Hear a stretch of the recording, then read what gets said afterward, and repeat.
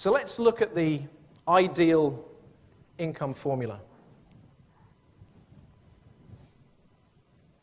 Okay.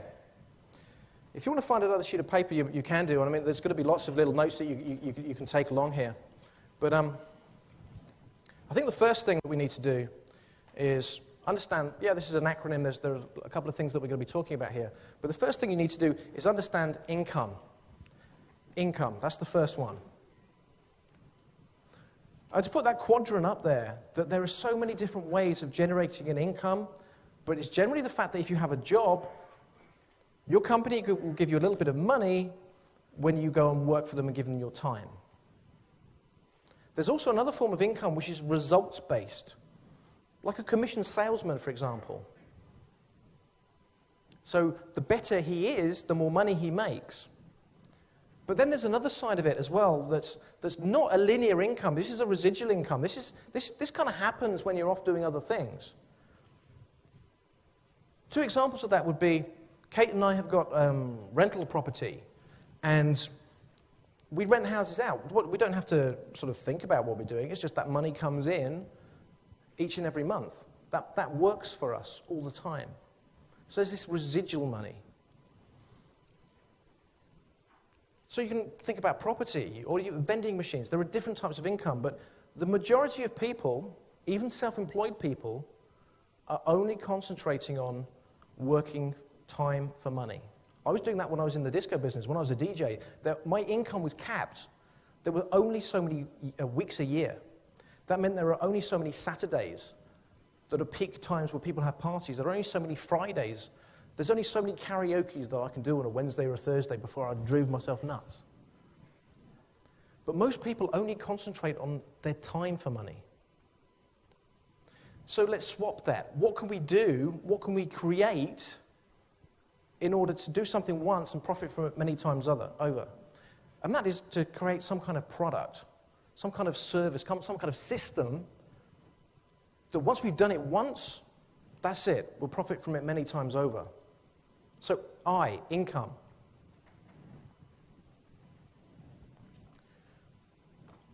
Now, this is something we're moving on to now that a lot of rich people already know, and a lot of people that work on the PAYE scheme won't have a clue about.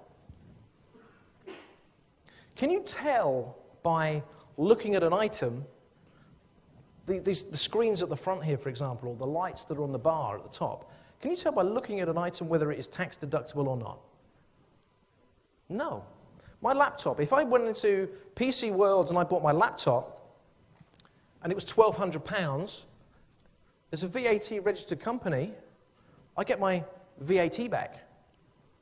But not only that, I'm a 40% taxpayer, so if I was paying out of taxed income, I can eventually get that laptop essentially for like 600 quid. It's cheaper for me to put it down as a business expense because I'm buying this with pre-tax money. Does that make sense? When you're on PAYE, you've been taxed and then you get to spend your money. As a business owner, you get to buy the stuff, and when you've finished spending money on the bells and the whistles and the laptops and the toys, then you get taxed on the profits of your company. Does that make sense? So D is for deductions. All this adds up to help you and your bottom line. The other thing that I've had the pleasure of doing recently is speaking to a lot of members of nickjames.com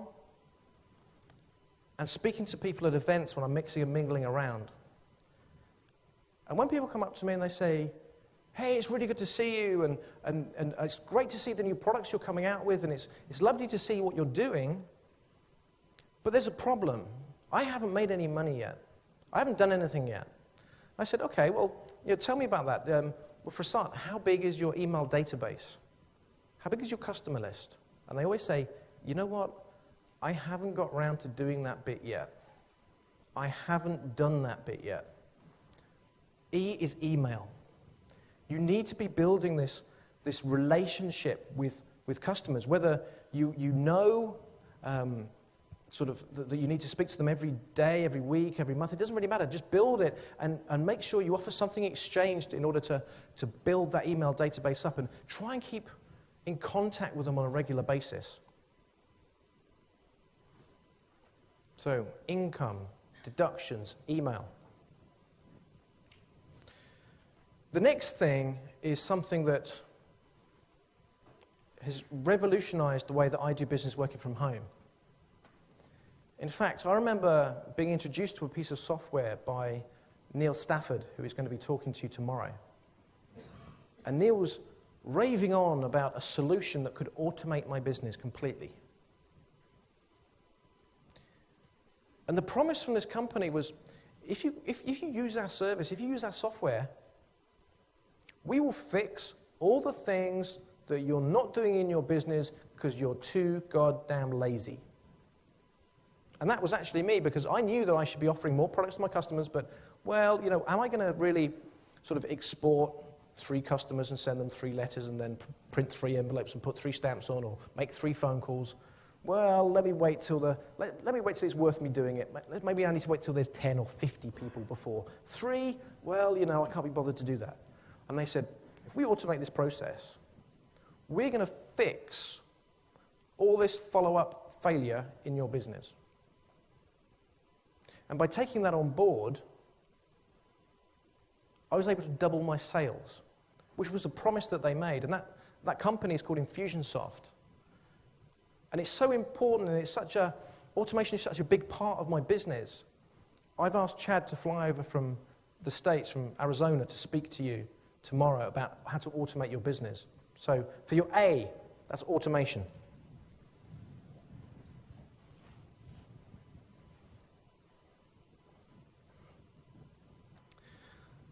The last one that we have here is L, and L for leverage, because I was able to multiply everything that I was doing in my business many times over, and I was able to leverage myself into profit from multiple using absolutely everything. So if I had an article that I'd written, I'd turn it into a video. If I had a video that I'd written, I'd have an audio track for it. If I had a product that I was selling, I'd make multiple different copies of it in different media formats. So I could sell books, I could sell tapes, I could sell DVDs. And we'll talk about method of learning in just a moment, but different people like to learn in different ways, but you need to leverage everything you're doing and every contact that you have. And that ended up being, for me, one of the most important lessons that I'd learned from when I started my original business.